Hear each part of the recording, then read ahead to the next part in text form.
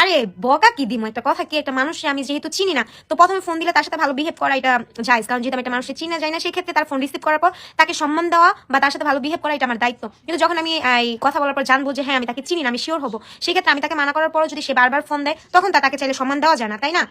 তো এই লোকটা ফোন দিতেছে বারবার, তো আমি যে তোমাকে চিনি না, আমি বলছি যে রং নাম্বার, আমি আপনাকে চিনি না, তো আমি আপনার সাথে কথা বলতে ইচ্ছুক না, তারপরও ফোন দিতেছে, তো এখন কি তার সাথে আমার ভালো বিহেভ করাটা কি জায়েজ? এই তন্নি আপু, ওয়ালাইকুম আসসালাম, কেমন আছো আপু? তো এখন তো আমি মনে করছি তার সাথে আমার ভালো বিহেভ করা উচিত না, কারণ সে যদি ভালো কোনো বংশের ছেলে হতো বা ভালো কোনো বংশের সন্তান হতো, তাহলে আদারওয়াইজ আমি বলার পরও সে ফোন দিত না, কারণ যেহেতু আমি তাকে চিনি না, আমি তাকে বলেই দিচ্ছি যে আমি আপনাকে চিনি না। আসসালামু আলাইকুম। ওয়ালাইকুম আসসালাম। আবার বলতেছি কি চিনেন না তো কি হয়েছে, পরিচিত হওয়া যায় না? আরে ভাই, মানে ছেলের সাথে আমার পরিচিত হওয়া লাগবে, সময় কত খারাপ। Thank you. কেমন আছো ফাইজা আপু? এই তো আপনাদের অনেক বেশি ভালো আছি আমি। এখন কিছু পাবলিক বলবেন যে আপনার জন্য তো আমরা দোয়াই করি না, তারপর ভাই মনের একটা দোয়া আছে সবার। কেমন আছো ফাইজা? তোমার অনেক সুন্দর লাগতেছে। থ্যাংক ইউ আপু। তুই পাশে দিয়া থুতু দিস।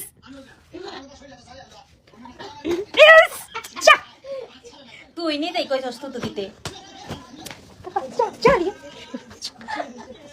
অসভ্য একটা মেয়ে। এই যে দুবো তারা একবার মুখটা টাইম না সিরালাম একবারে, নেক্সট টাইম উল্টাপাল্টা কোনো কমেন্ট করলাম লাইভে এসে। বেয়াদব। খাইনি, পাইতেছে আমার কাঁচা খাওয়াইলো, অসভ্য রুটি চা খাইলাম। আমি কার কি হই আমি যাই না, কিন্তু তোর আমি মা লাগি, মা বইলা সম্বোধন করবি আমার আর সম্মান দিবি। এই তো আলহামদুলিল্লাহ আপু, বাদ দাও এগুলা ফালতু মানুষ। আর বাদ দিয়ে দিছি বোন, ফোনটা একটা ফোন বন্ধ করে থুয়ে দিছি। হিনা বরকা পরা কেন আপু? আমি আজকে শখ করে বরকা পরেছি, বাহিরে গিয়েছিলাম একটু তানহাকে নিয়ে। তানহা জীবনও নাকি কাঁকড়া খাই নাই, ওরে কাঁকড়া খাওয়াইতে গেছিলাম। তুই মাইক মেরা দিয়ে দিলাম, আমি জীবনেও কাঁকড়া খাই নাই। আমি আমার লাইফে ফার্স্ট টাইম ওর কাছে কইছিলাম যে আমি জীবনেও কাঁকড়া খাইনি, দোস্ত তুই আমার কাঁকড়া খাওয়া। এটা খাওয়া ওই যে এই যে ঢুলের বাড়ি দিতাছে। আমি একটা কথা বলি, আমি কর আগে যাই ফোন দিতে হারি কইতাছে আমি জীবনে কাঁকড়া খাইনি, আজকে ফাইদা আমার কাঁকড়া খাওয়াইছে, আমি জীবনে কাঁকড়া খাই নাই।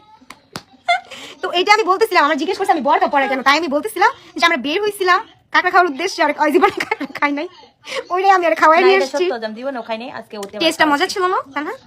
ভালো লাগে না, যা যা ওই খাওয়াইছে দেখে ভালো লাগে না।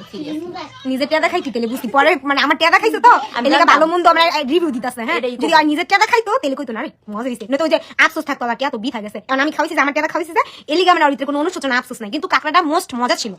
মজা ছিল না? বালাই ছিল। আমরা এমনই থাকলাম রে, এই ভাইছিলাম এডি কই এরকমই। তোমাদের দুজনই আমার খুব প্রিয় আপু। Thank you. ফাইজা মানে তানহা, তানহা মানে ফাইজা। আমার অনেক ইচ্ছা ছিল তাই এই যে জন হয়ে গেল।